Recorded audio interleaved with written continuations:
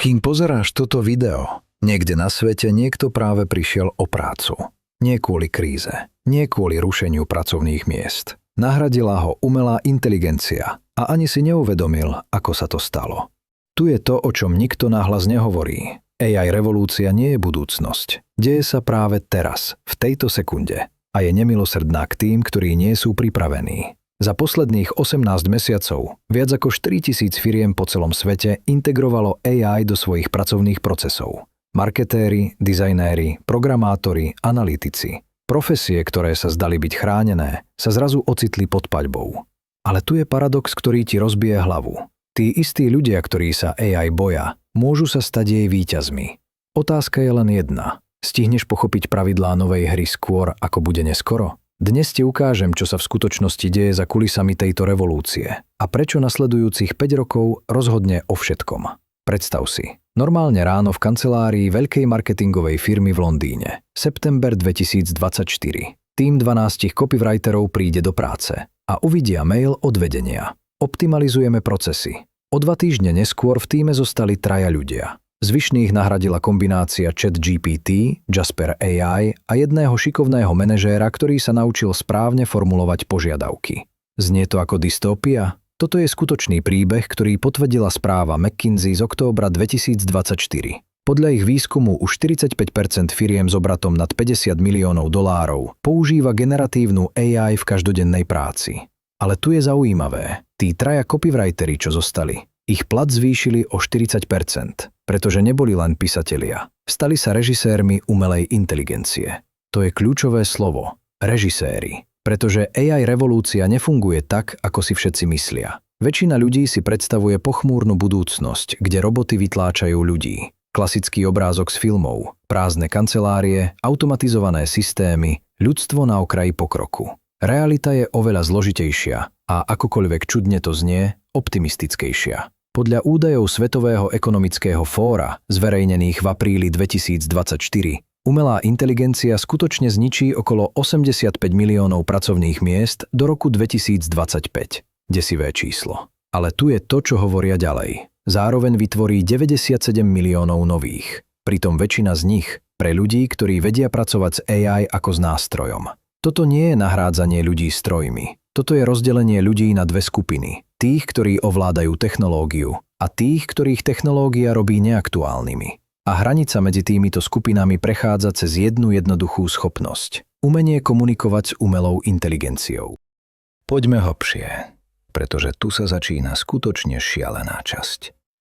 V decembri 2023 spoločnosť GitHub zverejnila výskum o svojom AI asistentovi pre programátorov.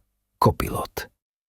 Výsledky šokovali aj tých najoptimistickejších technooptimistov. Programátori používajúci Copilot písali kód o 55% rýchlejšie. Ale to ešte nie je všetko. Robili o 60% menej chýb a vytvárali kvalitnejšie riešenia. Zdalo by sa, tu je koniec profesie programátora. Prečo by firma platila draho, keď AI zvládne prácu? Ale stalo sa opak. Dopyt po vývojároch, ktorí vedia pracovať s AI nástrojmi, vyleteli. Podľa údajov LinkedIn v roku 2024 platy takýchto špecialistov vzrástli v priemere o 32%. Prečo? Pretože dokázali za mesiac spraviť to, na čo predtým išiel 4 rok.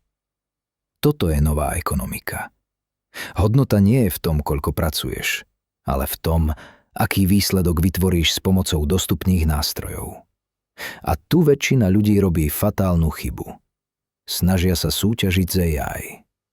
Píšu rýchlejšie, pracujú dlhšie, znižujú ceny. To je cesta nikam. Pretože v rýchlosti a objeme nikdy neporazíš stroj. Ale je niečo, v čom stroj vždy prehrá. Pochopenie kontextu, kreativita, strategické myslenie a schopnosť klásť správne otázky. Pozri sa na dizajnérov. Midjourney, DALL-E, Stable Diffusion. Tieto nástroje generujú vizuály za sekundy. Zdalo by sa koniec profesie. Ale najlepší dizajnéri sa nezľakli. Začali používať AI ako zosilňovač svojich nápadov. Jeden dizajner z Amsterdamu povedal v rozhovore pre The Verge, ako sa jeho produktivita zvýšila 8-krát po tom, čo sa naučil správne formulovať prompty pre AI. Predtým na vytvorenie konceptu išiel týždeň, teraz pár hodín. A nestratil klientov. Naopak, pribudli, pretože mohol ponúknuť viac variantov, experimentovať, vytvárať to, čo predtým bolo fyzicky nemožné za rozumné peniaze. Tu je nová mena vo svete AI. Nie tvoje ruky, ale tvoja hlava. OK, zastavme sa na chvíľu a pozrime sa, čo sa deje v reálnom čase. November 2024. Malý startup v San Francisku, tým 5 ľudí, spúšťa aplikáciu na personalizované vzdelávanie. Predtým by taký projekt potreboval tím 50 špecialistov a rozpočet v miliónoch dolárov. Použili GPT-4 na tvorbu obsahu, Claude na štruktúrovanie učebných programov a automatizované systémy založené na AI na prispôsobenie materiálu každému užívateľovi. Výsledok? Za prvý mesiac 100 000 ich užívateľov. Za 3 mesiace kolo investícií na 10 miliónov dolárov. Toto nie je výnimka. Toto je nová norma. Pozri sa na priemysel obsahu. YouTube, TikTok, Instagram. Všetko zaplavili AI nástroje. Od generovania skriptov až po strih videí. Ale kto vyhráva? Nie tí, čo len stlačia tlačidlo generovať. Vyhrávajú tí, ktorí chápú, ako vpletiť AI do kreatívneho procesu so zachovaním ľudskosti a jedinečnosti. Pretože tu je tajomstvo, ktoré si málo kto uvedomuje. AI robí štandardné lacným a jedinečné neoceniteľným. Keď každý dokáže vygenerovať text alebo obrázok za minútu, hodnota sa presúva do toho, čo sa nedá skopírovať. Tvoja skúsenosť, tvoja vízia, tvoja schopnosť klásť otázky, ktoré nikoho iného nenapadnú. Zoberme konkrétny príklad. Marketér v e-commerce firme. Predtým jeho práca. Písať popisy produktov, vytvárať e-mailové kampane, analyzovať dáta. S príchodom AI sa toto všetko dá automatizovať. A mnoho firiem to aj urobilo. Ale šikovní marketéri urobili niečo iné. Vzali tieto nástroje a začali robiť to, na čo predtým nebol čas. Hĺbší výskum publika, testovanie desiatok hypotéz, vytváranie personalizovaného zážitku pre každý segment zákazníkov. A ich hodnota nevzrástla niekoľkonásobne. Vzrástla desiatkykrát. To je pravda o AI revolúcii. Nezabíja profesie, zabíja priemernosť. Ak tvoja práca pozostáva z opakujúcich sa činností, ktoré sa dajú opísať algoritmom, áno, si ohrozený. Ale ak využívaš čas na to, čo využije úsudok, kreativitu a strategické myslenie, stávaš sa nenáraditeľným. Ale buďme úprimní, nie je všetko také ružové, ako sa môže zdať. Existuje temná stránka tejto revolúcie, o ktorej sa takmer nehovorí. Poprvé, vstupná bariéra. Áno, AI nástroje sa stávajú dostupnejšími, ale aby si ich skutočne efektívne používal, musíš rozumieť ich logike, obmedzeniam, etike použitia.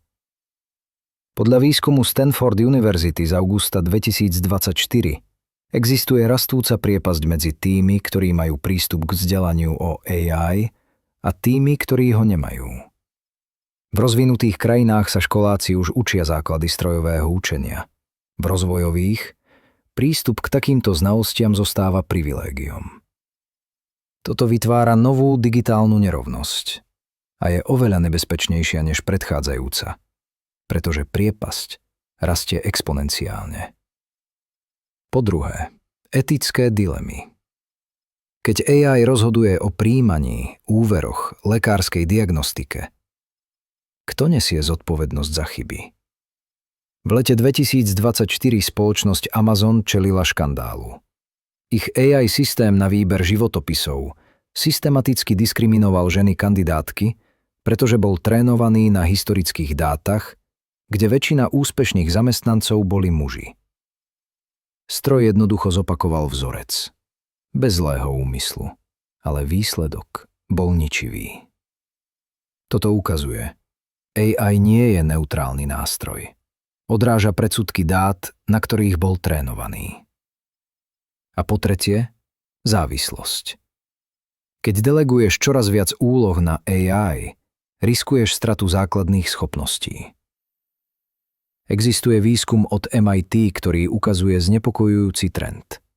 Študenti, ktorí aktívne používajú AI na riešenie úloh, horšie zvládajú fundamentálne otázky, pretože prestali trénovať kritické myslenie. Predstav si chirurga, ktorý si tak zvykol na robotické systémy, že nedokáže vykonať operáciu manuálne v núdzovej situácii. To je reálne riziko. Dobre, chápeme, že revolúcia prebieha, vidíme riziká. Teraz otázka, čo robiť? Tu väčšina videí končí všeobecnými frázami typu uč sa a rozvíjaj sa. Ja ti dám konkrétnejšie. Prvá úroveň. Technická gramotnosť. Nemusíš sa stať programátorom, ale musíš rozumieť základným princípom fungovania AI. Čo sú veľké jazykové modely, ako formulovať efektívne prompty, ktoré nástroje sú vhodné na aké úlohy. Je to ako vodičský preukaz v dobe automobilov. Nemusíš byť mechanik, ale pochopiť, ako sa štartuje auto, kriticky dôležité.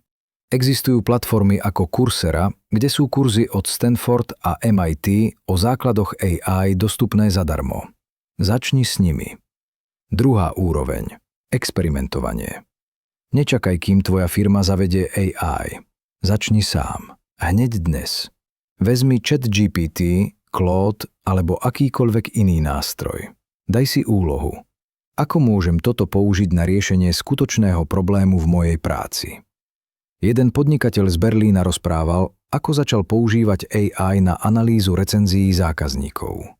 Predtým jeho tím trávil hodiny ručným rozborom.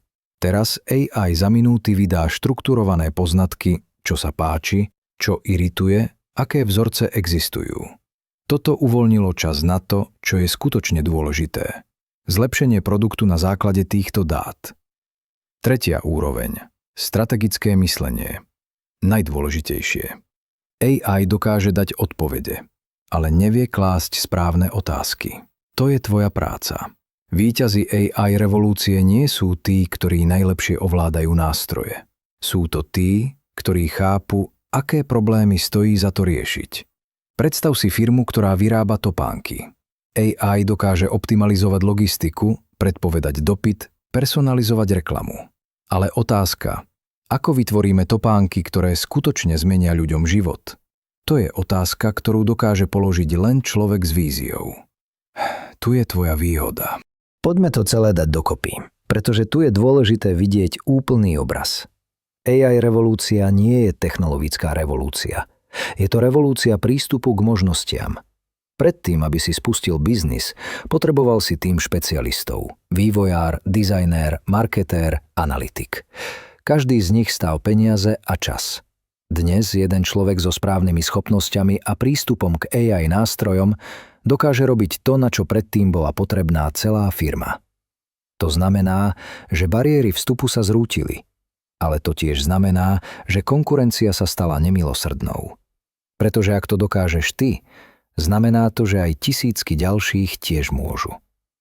Otázka je, ako sa odlíšiš. Odpoveď? Cez to, čo sa nedá automatizovať. Tvoja jedinečná perspektíva, tvoja skúsenosť, tvoja schopnosť spájať neočividné veci. Pozri sa na najúspešnejších tvorcov obsahu. Používajú AI na strih, generovanie nápadov, analýzu publika. Ale to, čo robí ich obsah výnimočným, ich osobnosť, ich príbehy, ich spôsob podania informácií, to zostáva ľudské. A to sa nikdy nezmení. Tu je to, čo je dôležité pochopiť. AI nie je nepriateľ ani záchrana. Je to zrkadlo. Zosilňuje to, čo do neho vložíš. Ak vložíš priemernosť, dostaneš automatizovanú priemernosť. Ak vložíš kreativitu, stratégiu, jedinečnú víziu, dostaneš výsledky, ktoré predtým boli nemožné. Nasledujúcich 5 rokov bude rozhodujúcich. Podľa prognóz analytikov do roku 2030 bude AI integrovaná prakticky vo všetkých odvetviach ekonomiky. Od vzdelávania po zdravotníctvo, od výroby po umenie. Tí, ktorí sa naučia používať tieto nástroje teraz, budú na hrebení vlny. Tí, ktorí budú čakať, riskujú, že sa utopia. Ale tu je to, čo je dôležité. Toto nie je preteky za technológiami. Toto sú preteky v pochopení seba samého. Čím lepšie rozumieš svojim silným stránkam, svojej jedinečnosti, svojej hodnote, tým efektívnejšie dokážeš používať AI ako nástroj na ich zosilnenie. Pretože vo svete, kde stroje dokážu robiť takmer všetko, najcennejším aktívom sa stáva ľudskosť. Tvoja schopnosť rozumieť emóciám, tvoja schopnosť budovať dôveru, tvoja schopnosť vidieť príležitosti tam, kde ostatní vidia problémy. Toto sa nedá automatizovať. A tu je finálna myšlienka, ktorú chcem, aby si zapamätal. AI revolúcia sa už stala. Žijeme v novom svete. A víťazom v ňom nebude ten, kto najlepšie pozná technológiu. Víťazom bude ten, kto najlepšie chápe, na čo je táto technológia potrebná a ako ju použiť na vytvorenie niečoho, čo má skutočný význam. Takže otázka nie je, či prežiješ v ére AI. Otázka je, ako chceš v nej prosperovať. Voľba je na tebe. Začni dnes.